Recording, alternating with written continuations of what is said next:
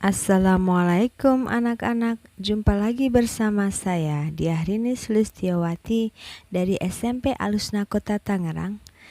Pada pertemuan hari ini, saya akan membahas materi dengan judul Perubahan Sosial Budaya.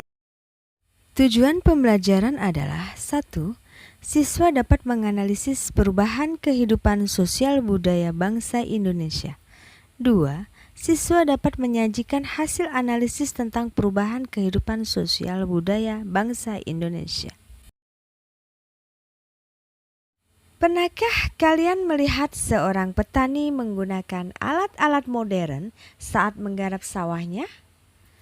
Penggunaan alat-alat modern tersebut terjadi karena adanya modernisasi. Modernisasi timbul karena adanya globalisasi. Globalisasi dapat mempengaruhi perubahan di berbagai bidang, salah satunya sosial budaya. Mengapa globalisasi dapat mempengaruhi perubahan sosial budaya? Apa saja perubahan sosial budaya tersebut? Simak materi berikut dengan seksama. Baik anak-anak semuanya, berikut ini adalah pengertian tentang perubahan sosial budaya. Ada beberapa ahli yang menjelaskan tentang apa itu pengertian perubahan sosial budaya. Yang pertama ada Sela Sumarjan. Perubahan sosial adalah perubahan pada lembaga-lembaga kemasyarakatan dalam suatu masyarakat yang mempengaruhi sistem sosial termasuk di dalamnya nilai-nilai, sikap, dan pola perilaku di antara kelompok dalam masyarakat. 2. Paul B. Horton dan Chester L. Hunt. Perubahan sosial ialah suatu hal yang tetap dan selalu ada dalam alam semesta.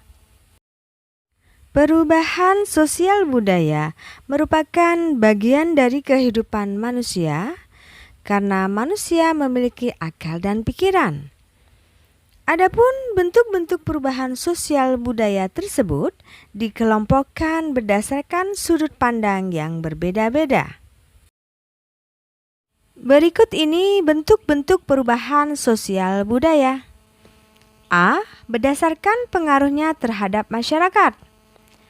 Perubahan ini dibedakan menjadi dua, yaitu perubahan besar dan perubahan kecil. B. Berdasarkan lamanya proses perubahan.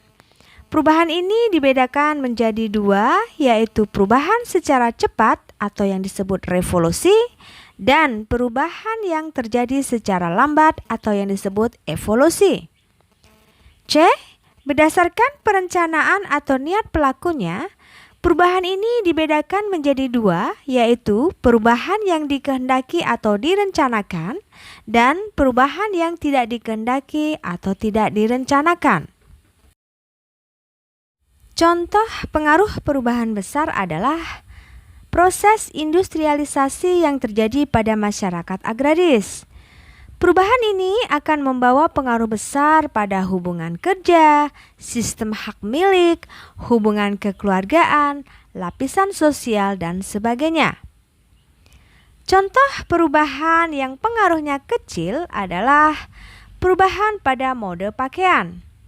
Perubahan ini tidak membawa pengaruh apa-apa bagi masyarakat dalam keseluruhan karena tidak mengakibatkan perubahan pada lembaga-lembaga masyarakat. Adapun contoh perubahan yang terjadi secara cepat atau revolusi adalah terjadinya peristiwa di Prancis atau yang disebut dengan revolusi Prancis, adanya revolusi industri di Inggris. Contoh perubahan berikutnya adalah perubahan yang dikehendaki atau direncanakan. Dalam hal ini contohnya adalah dalam pembangunan di dunia pendidikan, di mana pihak yang akan mengadakan perubahan disebut agent of change atau agen perubahan. Contoh perubahan yang tidak dikehendaki atau tidak direncanakan adalah peristiwa amuk massa menjelang runtuhnya Orde Baru tahun 1998. Demikian materi yang saya sampaikan. Semoga bermanfaat dan jumpa lagi dengan video berikutnya. Terima kasih.